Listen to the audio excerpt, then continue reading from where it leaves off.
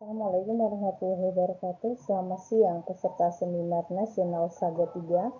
Saya Salmah Nelovaria, SPD MPD dari Universitas Negeri Medan, dan rekan saya Izzuddin Syah Siregar, SPD MPD dari Universitas Geraha Nusantara akan mempresentasikan artikel kami yang berjudul Pemanfaatan Puisi Anak sebagai Media dalam Pengajaran BIPA. Baik, sebagaimana kita ketahui bahwa BIPA atau Bahasa Indonesia untuk Penutur Asing merupakan salah satu program pembelajaran bahasa Indonesia untuk warga negara asing yang ingin mempelajari bahasa Indonesia. Keinginan warga negara asing untuk mempelajari bahasa Indonesia tentu didasarkan dengan berbagai tujuan, antara lain untuk mampu berkomunikasi dengan menggunakan bahasa Indonesia, juga untuk bisa mengenal budaya, dan kemudian untuk bisa melakukan aktivitas, kegiatan maupun pekerjaan yang mereka tekuni di Indonesia sendiri.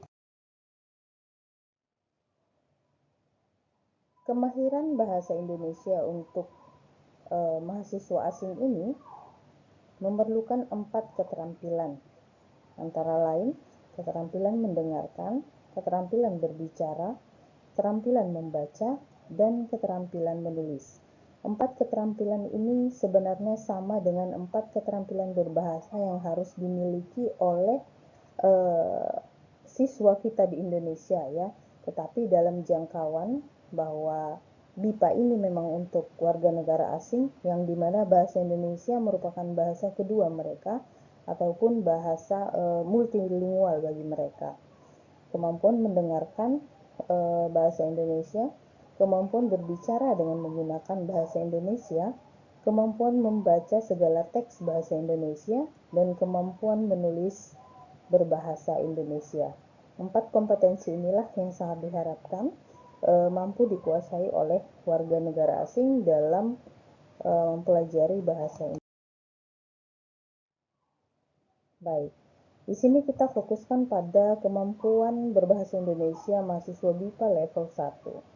Ada 16 kemampuan yang harus dikuasai oleh mahasiswa asing dalam mempelajari bahasa Indonesia.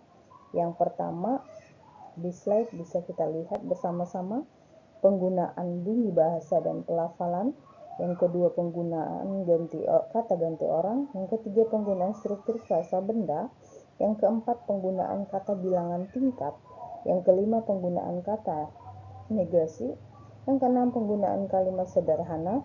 Ketujuh, penggunaan kata tanya. Kedelapan, penggunaan kata ganti tujuh. 9, penggunaan kata kerja ada. 10, penggunaan posisi dan lokasi. Ke-11, penggunaan kata depan. Ke-12, penggunaan kata kerja berimbuhan. 13, penggunaan kata keterangan. 14, penggunaan kata hubung. 15, penggunaan ungkapan dan kata sapaan. Kemudian yang terakhir, ke-16 adalah penggunaan kosakata yang berhubungan dengan topik umum.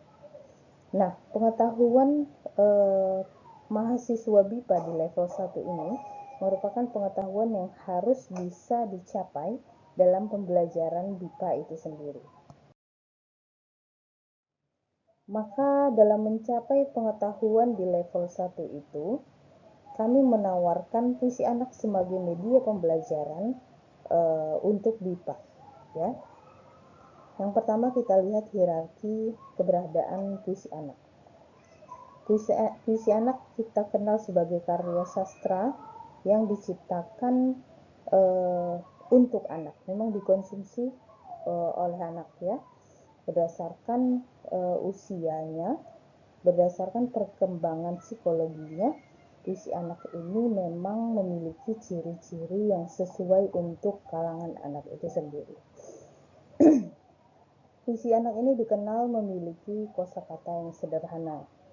Bisa kita lihat contoh-contoh puisi yang lahir. Dalam puisi anak itu jarang sekali terdapat konotasi ataupun majas-majas ya.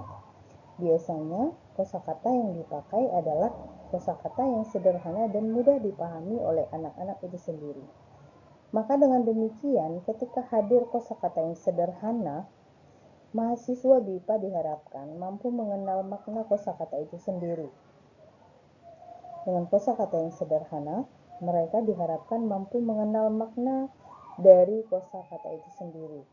Jadi ketika puisi anak dibacakan ataupun diperdengarkan, ya, mereka mampu membaca dan menyimak serta menganalisis dan mengenal makna kosakata itu sendiri. Nah, kemudian konteks selanjutnya, ketika warga negara asing yang belajar bahasa Indonesia itu sudah mampu mengenal makna dari kosakata di dalam puisi anak, tentunya kita mengharapkan mereka bisa memaknai puisi. Setelah mengamati dan mengenal makna diksi yang ada. Nah, memaknai mungkin belum pada tahap produksi ya. Mereka memproduksinya di langkah berikutnya, yaitu menceritakan amanat yang ada dalam puisi. Ketika puisi anak sudah dimaknai, ya, tentu mereka dapat mencari ide ataupun gagasan yang berupa amanat dari puisi itu sendiri.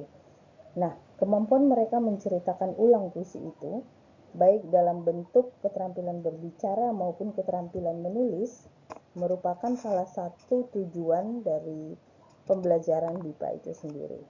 Maka dengan demikian, dari puisi anak lahirlah pemahaman kosakata ya. Di sini mahasiswa mulai menyimak, keterampilan menyimak, kemudian memaknai puisi ya. Menyimak itu selalu diiringi dengan menganalisis ya, memaknai, kemudian menceritakan kembali amat yang ada dalam puisi. Model menceritakan ini bisa kita arahkan dengan penugasan keterampilan berbicara, mereka menceritakan dengan lisan ataupun menulis hasil pencarian mereka mengenai amanat puisi tersebut. Baik, berikut kita tampilkan contoh puisi anak yang bisa dijadikan sebagai media pembelajaran BIPA. Di sini ada teks puisi yang berjudul Ibuku. Ya, ibuku selalu bangun pagi, menyiapkan makan pagi untuk makan seluruh keluarga. Agar badan sehat semua, ibuku tidak pernah marah. Ibuku sayang padaku. Ibuku selalu membimbingku agar aku cepat dewasa. Baik, dari puisi ini yang berjudul Ibuku, kita bisa melihat bahwa di sini ada kita temukan 3 poin ya. Yang pertama, semua kata di dalam puisi merupakan kosakata sederhana yang mudah dipahami dan sering dijumpai dalam kehidupan sehari-hari mahasiswa BIPA. Tentu ya, baik warga negara Indonesia maupun warga negara asing tidak jauh konteksnya dari ibu, empirisnya itu tidak jauh begitu. Ibu adalah orang yang selalu ada dalam kehidupan, dan pasti ketika diketahui mereka mengetahui bahwa ini adalah cerita tentang ibunya, mother, seperti itu. Kalau misalnya mereka akan mengadopsinya ke bahasa mereka atau bahasa asing lainnya, langsung terkoneksi bahwa itu adalah ibu. Nah, yang kedua, pilihan kata atau diksi yang dipakai dalam puisi merupakan makna konotasi sehingga mahasiswa BIPA level 1 tidak perlu menafsirkan makna yang tersirat dari setiap kata. Maksudnya di sini denotasi ya, makna denotasi. Ya, jadi ketika puisi ini terlahir dengan kata-kata bermakna denotasi, maka mereka sangat-sangat mudah sekali untuk menafsirkan apa arti dari kata-kata tersebut. Ya, ibuku selalu bangun pagi, bercerita tentang bangun pada waktu pagi hari ya, kemudian menyiapkan makan pagi untuk makan seluruh keluarga. Dari lari pertama sampai lari terakhir itu bermakna denotasi, sehingga tidak menimbulkan kesalahpahaman ataupun keambiguan dari para mahasiswa asing. Kemudian yang ketiga, ide yang dipilih adalah ide sederhana tentang kasih sayang seorang ibu yang bisa dihubungkan dengan semua pengalaman mahasiswa. Ya, sudah jelas bahwa konsep yang ada dalam puisi ini adalah tentang ibu. Nah, ketika mereka membaca puisi ini, mereka menafsirkannya, mereka memaknainya, dapat membuka peluang, mereka dapat menceritakan amanat yang ada dalam puisi ini dalam bentuk keterampilan berbicara maupun keterampilan menulis. Baik. Nah, kesimpulannya adalah pembelajaran BIPA dapat dibantu dengan menggunakan karya sastra sebagai media pembelajaran. Kegiatan apresiasi puisi anak dapat membantu mahasiswa BIPA dalam mengenal kosakata bahasa Indonesia dengan mudah, menafsirkan makna karya sastra, dan mampu menceritakannya dalam bentuk lisan maupun tulisan. Puisi mampu mengembangkan diri pembelajar untuk lebih apresiatif terhadap perasaan dan pengalaman mereka, meningkatkan kepekaan pembelajaran dalam bersikap, dan memunculkan semangat mereka untuk menulis lebih baik. Dengan demikian, pembelajaran BIPA tidak selalu harus mengajarkan bahasa melalui pintu gramatika bahasa, tapi juga dapat dimasuki melalui kegiatan bersastra. Baik, demikian pemaparan artikel kami untuk seminar kali ini. Mudah-mudahan bermanfaat bagi kita. Wabillahi taufiq wal hidayah. Assalamualaikum warahmatullahi wabarakatuh. Selamat siang.